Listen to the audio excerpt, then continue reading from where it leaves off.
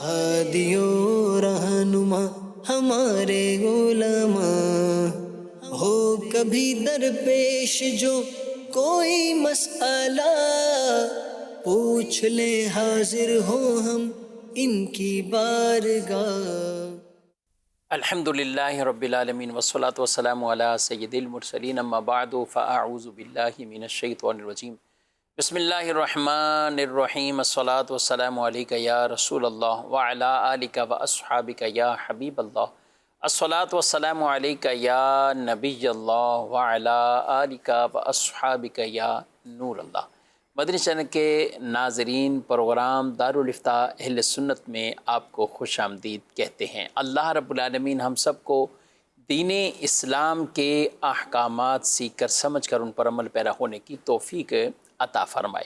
ہمارے پیارے نبی صلی اللہ علیہ وآلہ وسلم کا فرمان عظمت عالی شان ہے، ان اول الناس بی یوم القیامہ اکثرہم علیہ صلاۃ، قیامت کے دن میرے سب سے زیادہ قریب وہ ہوگا جو مجھ پر کثرت سے درود پڑھتا ہوگا۔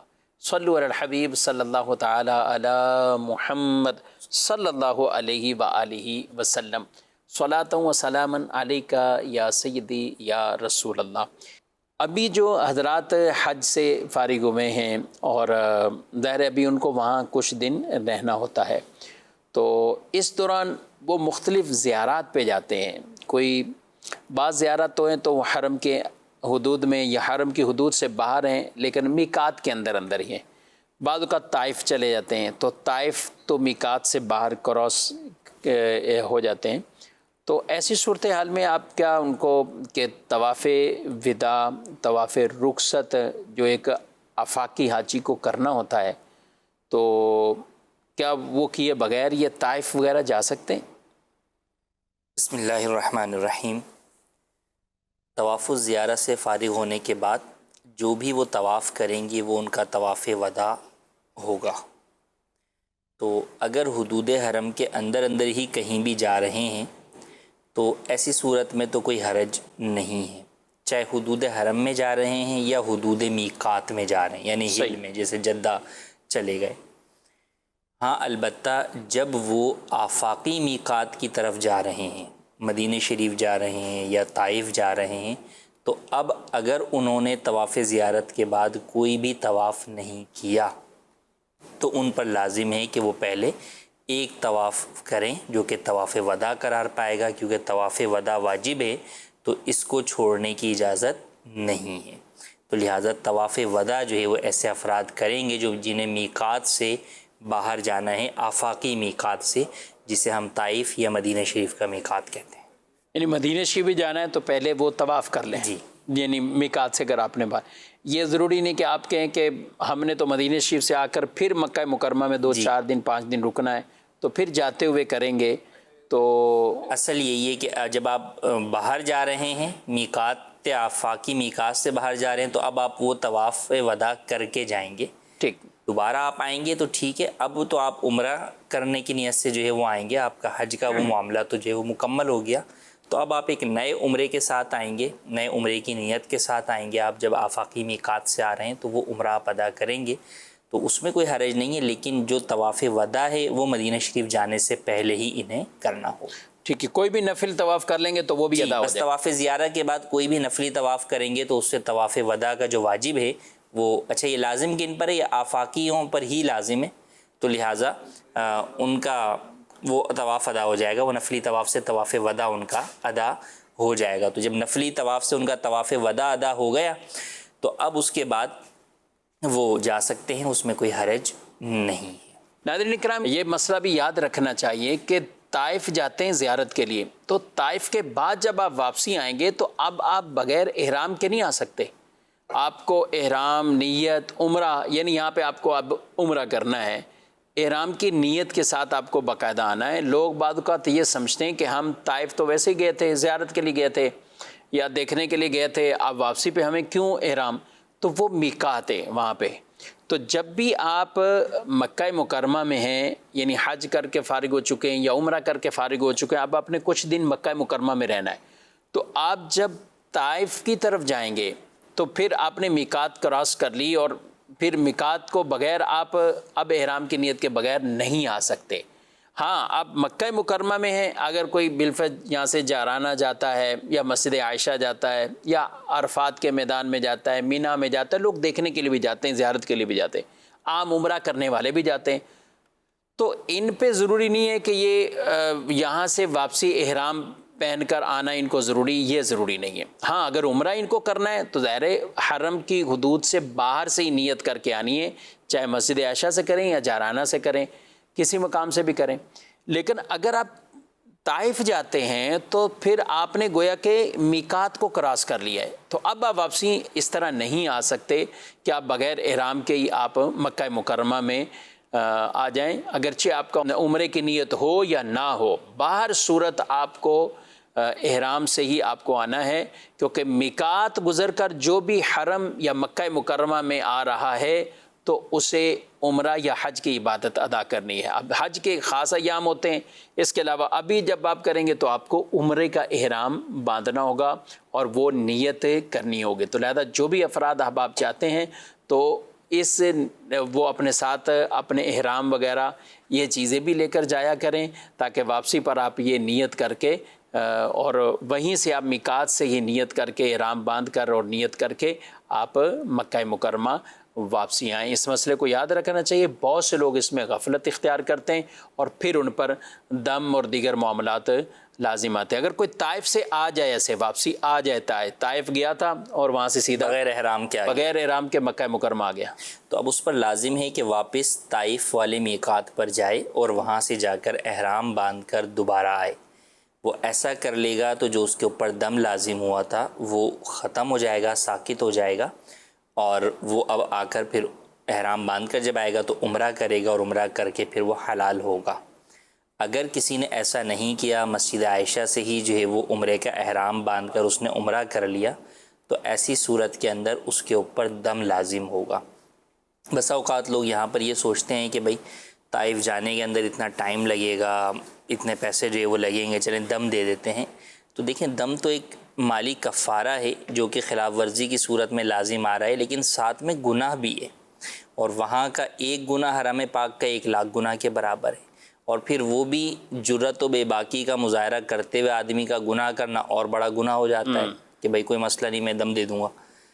تو ایسا ہرگز نہیں کرنا چاہیے۔ ہاں کوئی عذر ہو گیا، کسی کا کوئی معذور ہو گیا کہ وہ بیچارہ جا نہیں سکتا، بیمار ہو گیا، تو وہ ایک الگ کیفیت ہے کہ اس صورت کے اندر جو ہے وہ اس چیز کی طرف جاتا ہے، لیکن جو جا سکتا ہے اس کے لیے حکم یہی ہے کہ وہ جائے طائف، کیونکہ قریب ترین جو ہے وہ آفاقی میقات طائف ہے۔ صرف طائف جانا ہی ضروری نہیں، اگر کوئی مدینے چلے جاتا ہے اور مدینے سے جو ہے وہ احرام باندھ کے آ جاتا ہے تو بھی جو ہے وہ یوں کر سکتا ہے، لیکن اصل میں قریب ترین میقات طائف ہے، آفاقی میقات، تو لہٰذا وہ وہیں جائے اور وہاں جا کر احرام باندھ کر پھر واپس آئے، اور جو اس نے خلاف ورزی کی اس کی اللہ پاک کی بارگاہ میں سچی توبہ بھی کرے۔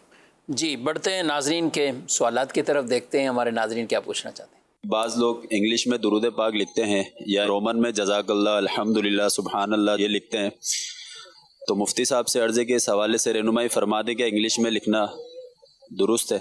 جی جزاک اللہ، ماشاء اللہ، الحمدللہ، یہ سب کچھ یہ انگلش کے جو الفاظ ہیں، اس کے الفابیٹس ہیں، وہ عربی کے تمام حروف کی ادائیگی نہیں کر پاتے، عربی کے حروف تہجی، عربی کے الفابیٹ کی ادائیگی نہیں کر پاتے، تو اس لیے معنی فاسد ہونے کا، معنی تبدیل ہونے کے جو ہے وہ قوی چانسز ہوتے ہیں، تو اس لیے یہ کہا گیا ہے کہ ان الفاظ کو آپ عربی میں ہی لکھیں، یا پھر ان کا ترجمہ آپ جو ہے انگلش یا رومن کے اندر لکھتے ہیں۔ جیسے جزاک اللہ خیرہ آپ نے لکھنا ہے تو آپ اس کو JAZAK یوں جزاک اللہ نہ لکھیں، بلکہ یوں لکھ دیں کہ اللہ آپ کو بہتر جزا دے، کہ اللہ آپ کو جو ہے وہ بہتر اس کا جو ہے وہ نعم البدل عطا کرے۔ تو اس طرح کے الفاظ جو ہے وہ آپ رومن میں یا انگلش کے اندر آپ لکھ دیں۔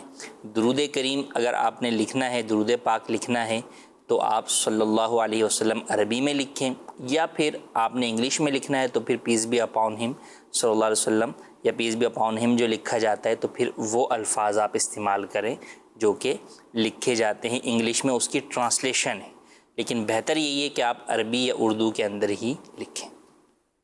جی کچھ SMS بھی ہیں. یہ ایک سوال ہے کہ کیا عورت اپنے سسر سے پردہ کرے گی؟ سسر محرم ہوتا ہے، سسر سے پردہ شرعاً لازم نہیں ہے، البتہ اگر فتنے کا خوف ہے تو عورت پردہ کرے گی اور کر سکتی ہے. یعنی یہ پردہ واجب نہیں ہے اور ناجائز بھی نہیں ہے، دونوں اس کے اندر پہلو ہیں. بنیادی طور پر پردہ نہیں ہے، لیکن جہاں فتنے کا اندیشہ ہے وہاں بعض صورتوں میں واجب کا حکم بھی ہو جاتا ہے.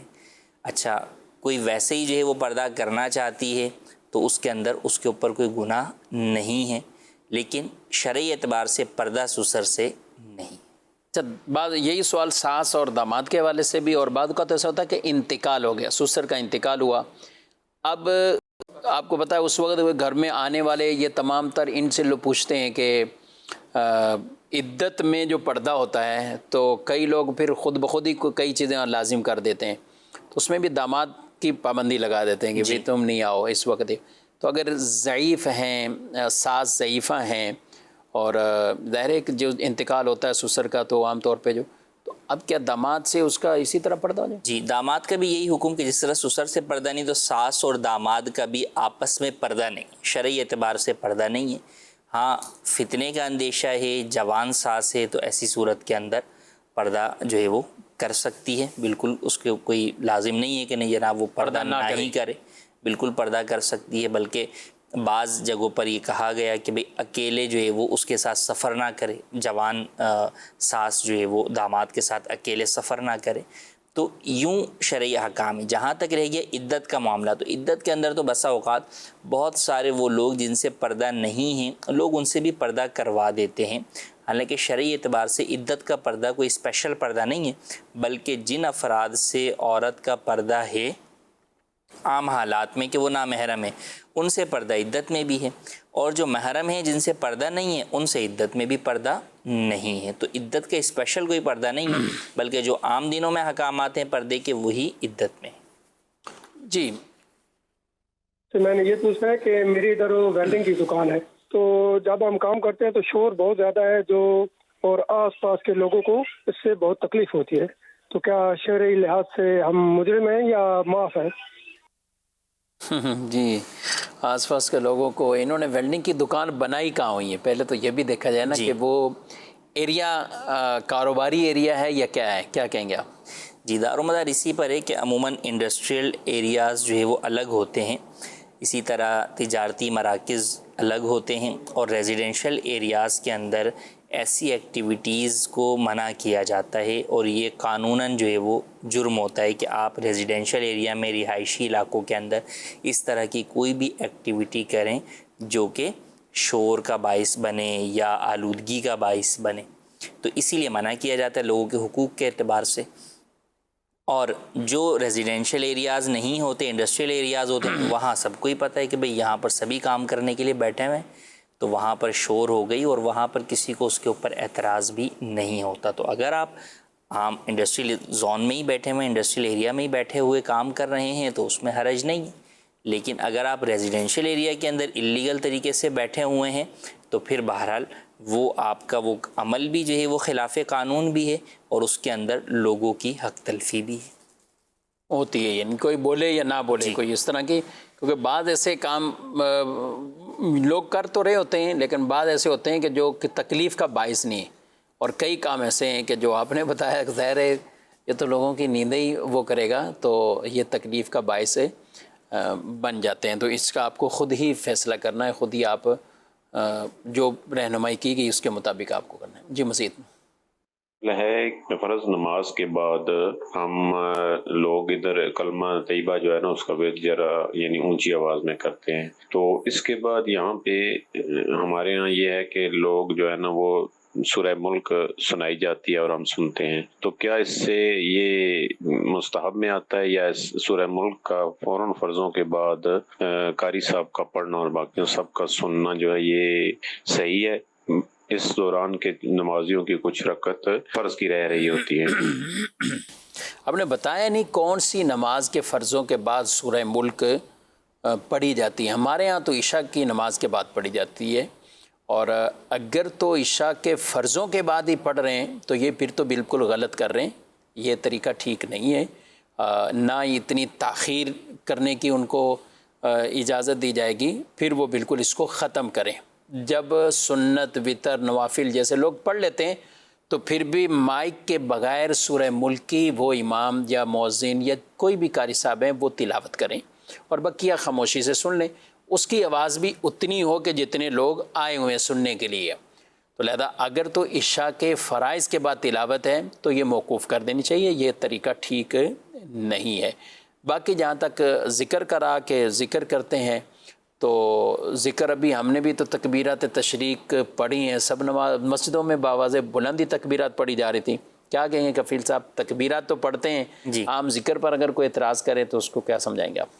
دیکھیں ذکر تکبیرات بھی ذکر ہی ہے اور ثابت ہے احادیث سے، بلکہ وجوب کا حکم ہے ایام تشریق میں، اور عام ایام کے اندر بھی جو ذکر کیا جاتا ہے ایک درمیانی آواز کے ساتھ کہ مسبوق کی نماز میں خلل واقع نہ ہو، تو اس میں کوئی حرج نہیں ہے، اور احادیث طیبہ سے ہمیں اس کا ذکر ملتا ہے کہ ذکر سے معلوم ہو جاتا تھا کہ جماعت ختم ہو گئی، تو لہٰذا اس طرح کی احادیث طیبہ بھی موجود ہیں، تو اس کے اوپر بھی کسی قسم کا کوئی اعتراض ہرگز نہیں ہونا چاہیے۔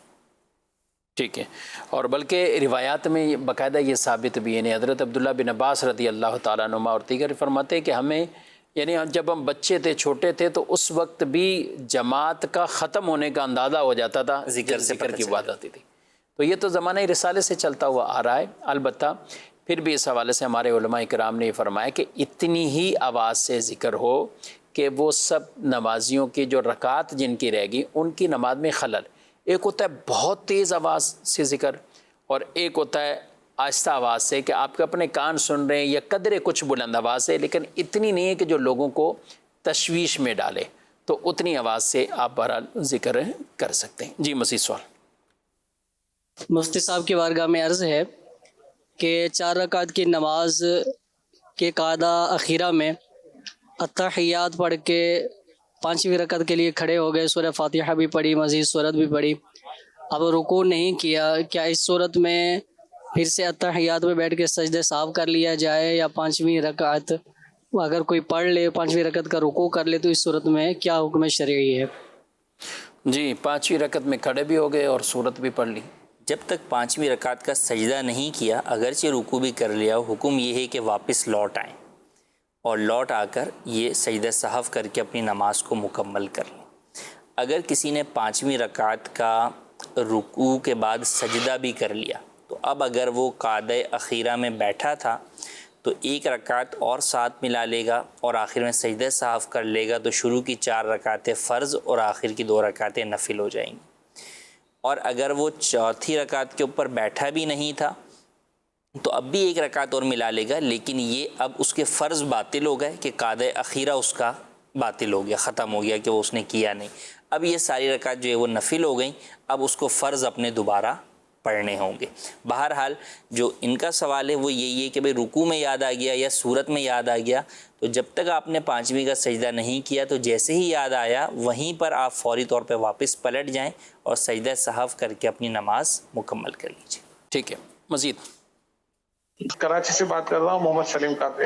کوئی اگر پاکستان سے کوئی لیڈیز مکے میں بغیر احرام کے داخل ہو جاتی، اس کا شرعی عذر تھا، پھر وہ طائف جا کر احرام باندھ کر اگر وہ عمرہ کرے گی تو کیا دم ہوگا یا نہیں ہوگا؟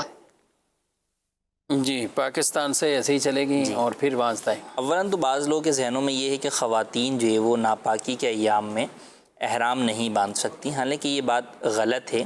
خواتین ناپاکی کے ایام میں بھی احرام باندھ سکتی ہیں، صرف حکم یہ ہے کہ جب وہ وہاں پہنچیں گی تو وہ مسجد شریف میں نہیں جائیں گی، طواف وغیرہ نہیں کر سکتی، وہ ہوٹل میں رہ کر اپنے پاک ہونے کا انتظار کریں گی۔ جیسے ہی پاک ہوں گی تو پھر غسل کر کے وہ اپنی طواف مکمل کریں گی، سعی مکمل کریں گی اور احرام سے باہر آ جائیں گی وہ تقصیر کروا کر۔ بس جب تک یہ رہیں گی وہاں ہوٹل کے اندر انتظار کر رہی ہیں تو احرام کی پابندیاں ان کے اوپر برقرار رہیں گی، ان باتوں کا ان کو خیال کرنا ہوگا۔ بہرحال کسی نے اگر یہ غلطی کر لی کہ احرام باندھے بغیر چلی گئی، تو اب ایسی صورت کے اندر اور وہ جو طائف کا جو میقات ہے قرن المنازل، وہ وہاں جا کر اس میقات سے احرام باندھ کر آ جاتی ہے، تو ایسی صورت کے اندر اس کے اوپر جو دم لازم ہوا تھا وہ ساکت ہو جائے گا. یعنی یہ ضروری نہیں ہے کہ جو جس میقات سے بغیر احرام کے گزرا ہے اسی میقات پہ واپس آئے، ٹھیک، بلکہ کسی بھی آفاقی میقات پر اگر واپس پلٹ کر وہ احرام باندھ کر جا کر آ کر عمرہ کر لیتا ہے تو ایسی صورت کے اندر یا حج کر لیتا ہے تو اس کا وہ جو دم اس پر لازم ہوا تھا وہ ساکت ہو جائے گا. گناہ گار ہیں، گناہ گار البتہ ہوا، اس کے لیے اللہ پاک کی بارگاہ میں سچی توبہ کرنی ہو. توبہ کرے. اور لوگ سیکھتے نہیں ہیں، یہ اللہ کے نارمل بات ہے، یہ نہیں اس طرح کا عرضہ پیش آ جانا. اور وہ کہتے ہیں کہ وہ چھوڑ دیتے ہیں، مطلب احرام کی نیت ہی چھوڑ دی. میں جس بس میں تھا، ہم خود مدینہ شریف سے جب مکہ مکرمہ جا رہے ہیں تو ظاہر لوگ رہنمائی بھی لے رہے تھے، پوچھ بھی رہے تھے، مگر بعض چیزیں ایسی ہوتی ہیں نا کہ کچھ خود بخود ہی اپنے طور پہ فیصلہ کر لیا. تو وہ کوئی تھے میاں بیوی، تو انہوں نے اپنے طور پہ ہی کہ ٹھیک ہے یہ مسئلہ ہے تو اب بس ٹھیک ہے آپ ایسے ہی چلو، پھر وہاں مسجد عائشہ سے باندھ لیں گے. اب مدینہ شریف سے واپسی وہاں پہ پہنچے، جب مکہ مکرمہ میں پہنچے تو اب عمرے کا ایک ٹائم سیٹ ہوا کہ اس ٹائم میں سب نے نکلنا ہے تو جانا ہے. تو وہ کہیں ہم نے تو نہیں جانا. کیوں؟ نیت ہی نہیں کی. کیوں؟ یہ مسئلہ ہو گیا تھا ہمارے ساتھ تو ہم نے نیت ہی نہیں کی. اللہ کے نیک بندے پوچھ تو لو، اتنی باتیں پوچھ رہے ہو، چھوٹی چھوٹی باتیں پوچھ رہے ہو، ایک اہم چیز ہے وہاں چھوڑ دی. اب اس کو دوبارہ پھر واپسی کہ اب حل یہی ہے کہ یہ کریں یا پھر دوبارہ میقات پہ جائیں. تو دوبارہ پھر گئے، ظاہر ہے مدینہ شریف میں ہی چلو، انہوں نے کہا کہ مدینہ شریف چلے جاتے ہیں، وہاں پہ حاضری بھی دے دیں گے اور پھر میقات پہ آ کے احرام بھی باندھ لیں گے. تو پھر وہ باندھ کر آئے. تو یہ سمجھ لینا کہ یہ ناپاکی ہے، ناپاکی میں احرام شروع ہی نہیں ہوگا. تو احرام شروع نہیں ہے، احرام شروع ہو جائے گا. بس جو وہاں جا کر مسجد حرام کے اندر نہیں جانا اور اس سے پہلے غسل کر کے دوبارہ جب پاک ہو جائیں گے تو پھر اپنا وہ ارکان ادا کریں گے. باقی احرام کی پابندیاں، احرام کے سارے احکامات وہ ان کے شروع ہو جائیں گے. اس کا خیال رکھنا ہے.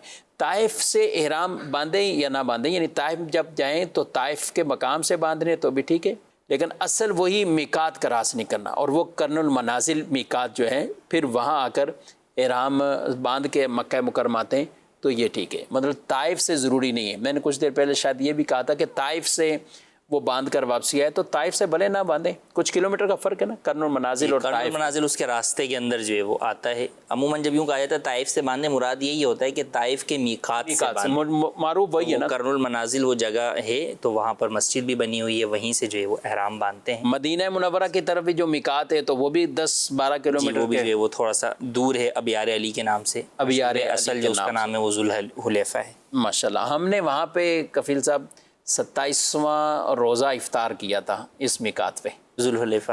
جی ہاں، ذوالحلیفہ. یعنی یہ بھی ایک اپنے بعض اوقات ہوتا ہے کہ حرم دونوں حرم شریف میں افطار کرتے ہیں تو آدمی کہتا ہے نا کہ یہ تو یہاں پہ بھی ہم نے جیسے عصر کے بعد ارادہ ہوا کہ اب مدینہ شریف، اور 27 رمضان مبارک تھا تو ارادہ کیا کہ جانا ہے، عمرہ کر کے آنا ہے.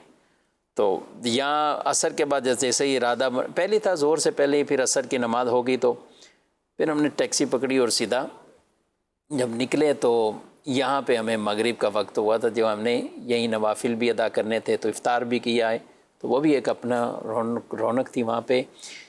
اس جگہ پہ میں نے بطور خاص دیکھا کہ عرب کے لوگ اور مختلف جو ایسے کہ روزے داروں کے ساتھ اور مسافروں کے ساتھ جو ان کا انداز، یعنی مشہور جگہوں پہ تو ہوتا ہی ہے سب چیزیں، لیکن یہاں بھی یہ بھی مشہوری جگہ ہیں. جی. تو ایک ماشاءاللہ بہت اہتمام کر رہے تھے اور محبتیں ان کی دیکھنے والی تھیں کہ وہ لوگ بھی اپنے یعنی جو اپنے گھروں میں ٹھاٹ باٹ سے افطار کر سکتے ہیں مگر وہ بھی آ کے ایک بالکل باہر روڈ پر مسافروں کے ساتھ ہی بیٹھ کر. وہ اصل میں اہل مدینہ کا الوداعی مقام ہے نا، گویا کہ وہ مدینے والے جو نکلتے ہیں تو اس جگہ سے احرام باندھ کر جاتے ہیں تو وہاں ان کے لیے بھی بڑا یعنی اہتمام. تو یہ رونق بھی ہم نے دیکھی تھی. اللہ پاک بار بار یہ سعادتیں عطا فرمائے. مزید کور. مفتی صاحب سے میرا سوال یہ ہے، کیا غیر عالم امامت کروا سکتا ہے یا نہیں؟ مزید مسئلہ یہ پوچھنا ہے کہ امام صاحب جب یہ صدر صاحب کا اسلام پھیرے گا تو کیا مقتدی بھی اسلام پھیریں گے یا وہ نہیں پھیریں گے؟ اچھا جی، سیدہ صاحب کا امام نے سلام پھیرنا ہے تو مقتدی بھی سلام پھیریں گے یا کیا کریں گے؟ جو مقتدی شروع سے امام کے ساتھ شامل ہیں، یعنی مسبوق نہیں ہیں، ان کی 1-2 رکعات فوت نہیں ہوئی امام کے ساتھ، شروع سے آخر تک شامل ہیں، وہ امام کے ساتھ سلام بھی پھیریں گے اور سجدہ سہو بھی کریں گے۔ البتہ جو مسبوق مقتدی ہے کہ وہ اس وقت جماعت میں شامل ہوا کہ 1 رکعت اس کی فوت ہو گئی، تو وہ امام کے ساتھ سجدہ سہو میں ضرور شامل ہوگا، البتہ وہ سلام نہیں پھیرے گا۔ جب امام اللہ سلام کہے گا تو وہ بیٹھا رہے، جب امام اللہ اکبر کہہ کر سجدے میں جائے تو وہ امام کے ساتھ سجدے میں چلا جائے، اور دونوں سجدے ہونے کے بعد پھر جب امام دوبارہ سلام پھیرے تو اب وہ کھڑا ہو جائے اور کھڑے ہو کر وہ اپنی بقیہ رکعات ادا کر لے گا۔ ٹھیک ہے۔ دوسرا یہ کہ ہر مسجد میں امام عالم ہو، کیا کہتے ہیں؟ دیکھیں، عالم امام افضل ہے، البتہ غیر عالم بھی اگر شرائط امامت پر پورا اترتا ہے تو وہ بھی نماز پڑھا سکتا ہے، امام بن سکتا ہے۔ بنیادی چیز ہے شرائط امامت۔ شرائط امامت کی طرف اگر ہم نگاہ ڈالیں تو اس میں کچھ چیزیں فی زمانہ اگر ہم دیکھیں تو یہ نظر آتی ہیں کہ بہت سارے لوگ اس کے اندر اگرچہ اپنے آپ کو وہ حلیہ یا وضاقتہ کے اعتبار سے بہت دینی نظر بھی آ رہے ہوتے ہیں، لیکن وہ ان شرائط پر بسا اوقات پورا نہیں اتر رہے ہوتے۔ جیسے مسائل نماز کے علم نہیں ہے تو وہ بسا اوقات نماز میں ہی ایسی غلطیاں کر بیٹھیں گے جس سے اپنی نماز تو ان کی فاسد ہوئی، سارے مقتدیوں کی بھی فاسد ہو جائے گی، یا نماز مکروہ تحریمی ہو جائے گی۔ اسی طرح قرات درست نہیں ہے، تجوید کے مطابق قرات درست ہونا یہ ضروری بنیادی چیز ہے، شرائط امامت میں سے ہے۔ تو اگر قرات درست نہیں ہوگی اور اس قدر غلطی ہوگی جسے لحن جلی کی غلطی کہا جاتا ہے، جس سے معنی فاسد ہو جاتے ہیں، تو ایسے شخص کے پیچھے نماز پڑھنا جائز نہیں ہے۔ وہ اگرچہ کوئی عالم میں بھی اگر یہ پرابلم پائی جاتی ہے تو وہ بھی نہیں کرا سکتا۔ امامت کے جو احکام ضروری ہیں وہ ضروری ہیں، تو ان باتوں کا خیال، تو اگر عالم نہ بھی ہے مگر اتنا علم ضروری ہو کہ وہ نماز کے بنیادی مسائل جانتا ہو، فساد کی طرف نہ لے کے جائے نماز۔ کہیں ایسا نہ ہو کہ جناب اس کو نماز کے بھی بنیادی مسائل نہ پتہ ہوں، اسے صرف جو وہ ارکان ہی پتہ ہیں، جی، لیکن کن صورتوں میں سجدہ سہو لازم ہو جاتا ہے، کن چیزوں سے نماز مکروہ تحریمی ہو جاتی ہے، کن صورتوں کے اندر نماز فاسد ہو جاتی ہے، تو یہ بنیادی مسائل بہرحال اسے آتے ہوں اور دیگر شرائط امامت بھی پائی جاتی ہوں، اور فاسق مولن بھی نہ ہو، اعلانیہ طور پر فسق و فجور کرنے والا نہ ہو، تو اگرچہ غیر عالم ہو اس کے پیچھے نماز ہو سکتی۔ جی چلیں، کچھ سوالات ہیں ہمارے پاس، کچھ SMS بھی ہیں سوالات کے، اور بالکل ہمارا اختتامی وقت بھی چل رہا ہے، تو کچھ قربانی کے حوالے سے بھی ہیں سوال کہ اس کی کچھ چیزیں بیچ دیں، اگر قربانی کے گوشت میں جو چیزیں ایسی کہ جو عام طور پہ کھاتے نہیں ہیں اور بیچ دی اس کو، تو کیا کہیں گے؟ جی، قربانی کے گوشت سے ہم خود نفع اٹھا سکتے ہیں کہ کھا پی لیں، اسی طرح جو قربانی کی جو کھال ہے یا چربی ہے اسے بھی اپنے استعمال میں کوئی اسی پوزیشن میں لے آئے تو حرج نہیں، لیکن اگر اسے وہ پیسوں کے بدلے میں بیچ دیتا ہے یا کسی ایسی چیز کے بدلے میں بیچ دیتا ہے جسے ہلاک کیا جا سکتا ہے، آسان لفظوں میں جو ہمارے ہاں ہوتا ہے عموماً وہ یہی ہے کہ بھئی پیسوں کے بدلے میں بیچ دیتے ہیں کہ بھئی یہ چربی پکڑی اور اس سے پیسے لے لیے، تو اگر اپنی ذات کے لیے آپ نے بیچا ہے تو یہ جائز نہیں ہے، گناہگار بھی ہوئے، اور اب لازم ہے کہ یہ رقم کسی مستحق کے زکوٰۃ کو صدقہ کریں۔ ٹھیک۔ اور اگر اسی لیے بیچیے کہ بھئی یہ کھال بیچ رہے ہیں یا یہ چربی بیچ رہے ہیں یا یہ فلاں چیز بیچ رہے ہیں کہ اس کے پیسے مسجد میں دیں گے یا مدرسے میں دیں گے، تو پہلے سے نیت یہی ہے کہ مسجد مدرسے میں دیں گے، تو اس صورت کے اندر بیچ سکتے ہیں، اور بیچنے کے بعد وہ رقم مسجد اور مدرسے میں ہی دینی ہوگی۔ اچھا، اس میں یعنی پہلے سے نیت خود یعنی اپنے مال کے لیے نہیں ہے؟ جی، اپنی ذات کے لیے۔ مثال کے طور پہ ہمارے ہاں کچھ چیزیں اجرت میں قصاب کو دے دیتے ہیں، جی، یعنی ان سے طے ہوتا ہے کہ 5,000 روپے یا 10,000 دیں گے پلس آپ کو یہ چیزیں دیں گے، تو یہ بھی ایک اجرت کا حصہ ہی ہوگا؟ جی، اگر وہ چیزیں اجرت کے حصے کے طور پر طے ہوئی ہیں کہ اگر وہ چیزیں نہ ہوں تو قصاب بولے نہیں بھائی پھر تو میں 8,000 لوں گا، اور 7,000 اس شرط پہ لے رہا ہوں کہ آپ مجھے اس کے ساتھ سری اور 4 پائے بھی دیں گے، تو اب یہ اجرت کا حصہ ہے، تو ایسی صورت کے اندر بہرحال یہ جائز نہیں ہے۔ اب یہ جو 1,000 روپے کا اس نے نفع اٹھایا، گناہگار بھی ہوا، توبہ بھی کرے گا، اور یہ 1,000 روپے کسی مستحق کے زکوٰۃ کو صدقہ بھی کرنا ہوگا. ٹھیک ہے، یعنی یہ دونوں مسئلے بڑے اہم ہیں کہ کہاں مستحق زکوٰۃ کو دینا ہے اور کہاں عام نیکی والی جگہوں پہ خرچ کر سکتے ہیں، وہ نیک کام میں خرچ کر سکتے ہیں. ٹھیک ہے. کوشش تو یہی ہو کہ خود بیچنے کی ضرورت ہی کیا ہے. اگر آپ وہ چیز استعمال نہیں کرتے اور استعمال کرنا شرعاً جائز ہے تو پھر لوگ مانگنے کے لیے بھی یا ادھر ادھر کئی لوگ ہیں، آپ دے دو کسی کو. آپ کے خاندان میں کئی ہوتے ہیں ایسے، تو اٹھا کر آپ دے دیں. وہ چیز اس کو بیچے نہیں. بعد اوقات چربیاں بعد میں بھی کاٹ کاٹ کے لوگ اس کے پورے برتن بھر کے بیچ رہے ہوتے ہیں اور لوگ باقاعدہ اسے خرید بھی رہے ہوتے ہیں. خریدنے والا تو خریدے گا، اسے کھال بیچیں گے تو کھال خرید لے گا، گوشت بیچیں گے، چربیاں بیچیں گے، یہ خرید لے گا. لیکن اگر کسی نے یہ غلطی کی ہے اور اپنی ذات کے لیے یہ چیزیں اس نے بیچی، ذات سے مراد خود نفع حاصل کرنے کے لیے، تو اب یہ مسجد میں اس طرح نہیں دے، مدرسے میں نہیں دے، یہ مستحق زکوٰۃ کو یہ چیزیں دے دے. اور اگر شروع سے نیت تھی، مثلا کسی نے کھال بیچ دی کہ ہمارے ہاں کوئی غریب ہے، ہم نے اس کو دینی ہے، یا مسجد میں دینی یا مدرسے میں دینی، تو وہ بیچ کر جو قیمت اس کو حاصل ہوئی تھی تو وہ ٹھیک ہے، وہ اسی طرح دے دے، وہ خاص زکوٰۃ کے حقدار کو دینے کی ضرورت نہیں. لیکن جب اپنے لیے کوئی چیز بیچیں گے تو پھر اس کے احکامات وہ سخت ہوتے ہیں. تو بہرحال یہ چیزیں بھی سیکھنے کی ہیں. قربانی تو دن ختم ہو گئے، ایام بھی ختم ہو گئے، لیکن قربانی کے مسائل رہتے ہیں. بعض اوقات کفیل صاحب پورا سال ہی لوگ پوچھ رہے ہوتے ہیں کچھ نہ کچھ، یہ معاملہ کچھ یہ معاملہ. اور دارالتعلیم سنت کی سروس چونکہ تینوں دن آن رہی ہے تو اس پہ بھی ایسے ایسے مسائل آئے ہیں اور ایسے ایسے بعض ایسے لطائف ہو جائیں کہ ہو ہی لطیفہ لوگوں کے ساتھ گیا، کسی کے ساتھ کوئی دھوکہ ایسا ہو گیا، کبھی کسی کے ساتھ کچھ اور معاملہ ہو گیا.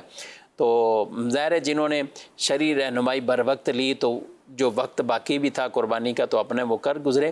لیکن اب جس کی قربانی رہ گئی اور یہ کسی وجہ سے نہیں ہوئی تو اب قربانی کی قضا جانور نہیں ہے بلکہ بکری کی رقم آپ کو شرعی فقیر پر صدقہ کرنی ہے. اگر کسی کی ایسے افراد جن پر واجب تھی اور انہوں نے ایام قربانی میں قربانی نہیں کی، اگر تو جانور لیا ہوا تھا تو جانور ہی صدقہ کر دے، اور اگر جانور نہیں تو پھر ایک بکری کی قیمت تو وہ شرعی فقیر پر صدقہ کریں. یہی اس کا ایک طرح کا کفارہ. نہیں کی یا کی لیکن وہ ہوئی نہیں، کر بھی دیا، جانور بھی ذبح کر دیا لیکن وہ عیبدار نکلا، یا بعد میں پتہ چلا کہ جناب جو وہ عمر کا ہی پورا نہیں تھا، یعنی کسی طرح بھی قربانی ضائع ہو گئی. تو اب ایسی صورت کے اندر بہرحال ان کے اوپر اس کی قضا لازم ہوگی، جو کہ ایک بکرا یا بکری جو کہ قربانی کی شرائط پر پورا اترتا ہو، وہ اگر موجود ہے تو وہ ویسے ہی صدقہ وہ کر دے، ورنہ اس کی رقم صدقہ کرنی ہوگی. اور یہ صدقہ کسی مستحق کے زکوٰۃ کو دینا ہوگا. اگر مدارس میں دینا ہوگا تو بتا کر دینا ہوگا کہ یہ صدقہ واجب ہے. جی ناظرین کرام، پروگرام کا وقت اپنے اختتام کو پہنچا ہے. آپ سے اجازت چاہتے ہیں. فی امان اللہ. ہادی و رہنما ہمارے علماء، ہو کبھی درپیش جو کوئی مسئلہ، پوچھ لیں حاضر ہوں ہم ان کی بارگاہ.